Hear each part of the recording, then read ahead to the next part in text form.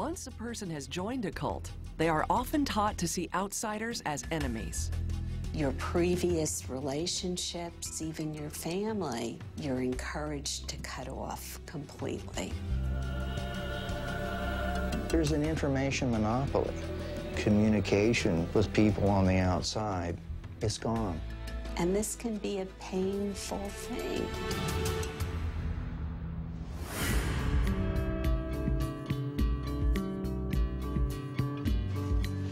Patricia always had a close relationship with all 6 of her daughters, which leaves her saddened and surprised now that Ginger has distanced herself from the family. This is a box of things of Ginger's. There's a lot of memories in the box. Just a collector doll that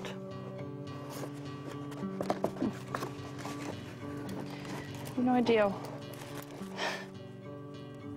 Wasn't expecting that.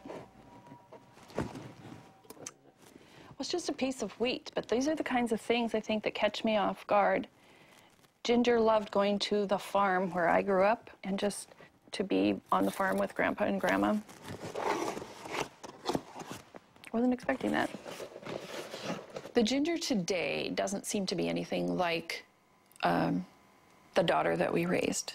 She's not coming home, and she's never, ever interacted with her sister's children. In 2005, Ginger called to say she was marrying a fellow member of her group, but wasn't inviting any family to the wedding. It was a shock. The day that we were told that she was getting married, and she was not extending an invitation to us. And that phone call came out of the blue and knocked us for a loop, I'd say. It's your hope that as you grow older, you'll see your children married, you'll know them as your family, you'll hold their babies, you'll be the grandparents. So it's heart-wrenching. It had to be this group that took over control of her thoughts and wishes, like a puppet where they're pulling her strings. The other girls would try to talk to Ginger, come home, or this doesn't make any sense, try to reason with her, which just simply didn't work. She would never answer a telephone call. It had been 4 years until last summer that she had ever had a conversation on the telephone with me. Ginger, where are you going today? Aren't you going to miss me? I feel very sorry, not for myself, but for what my daughter is missing out on. The nieces and nephews and the love of her sisters and the love of her parents and what she and her family are missing by excluding family.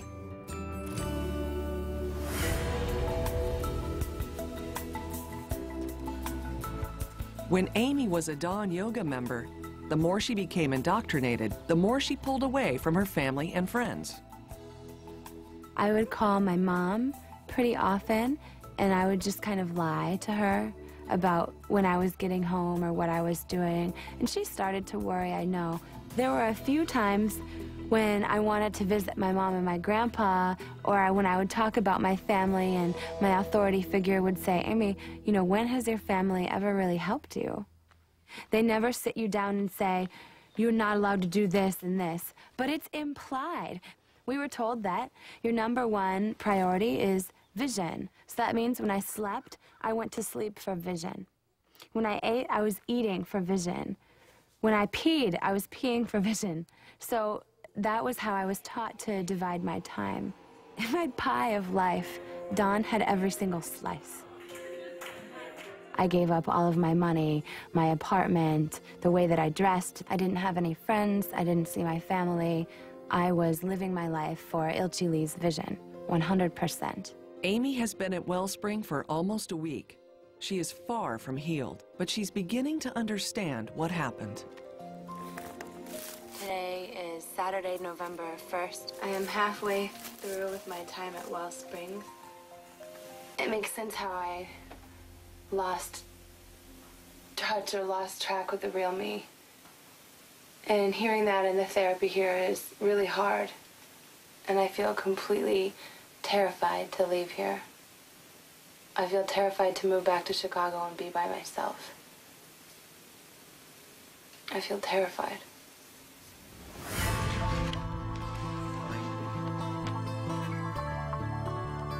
Brenda also experienced the pain of being separated from her family. A letter from her mother, a devout Jehovah's Witness, is a constant reminder. She opens by saying, "We received new information in the Watchtower. I'm sending you the information so you can read it over carefully." And then she says, "I'm going to discontinue my writing to you. If you want my association again, and I hope you do, then come back on Jehovah's side. The decision is up to you, Brenda, and I hope you make the right one." So that was the last time I heard from her on September 4th, 1981.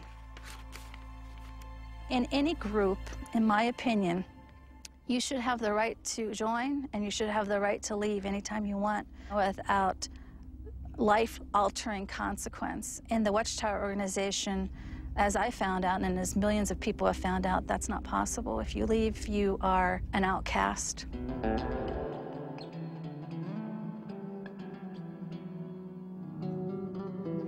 You know, becoming a mom healed me on so many levels. I got to experience through my son things I was forbidden to know as a child. I got to experience birthday parties for him. In fact, I probably went overboard. When he was little, I remember having 3 birthday parties for him in 1 week. Derek, do you think you could carry this big box for me out to my car?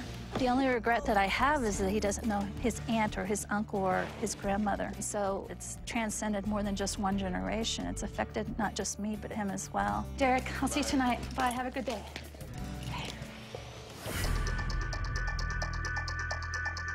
While Tricia was in her group, she too was separated from her family. Although she is no longer a member today, all the wounds have yet to heal.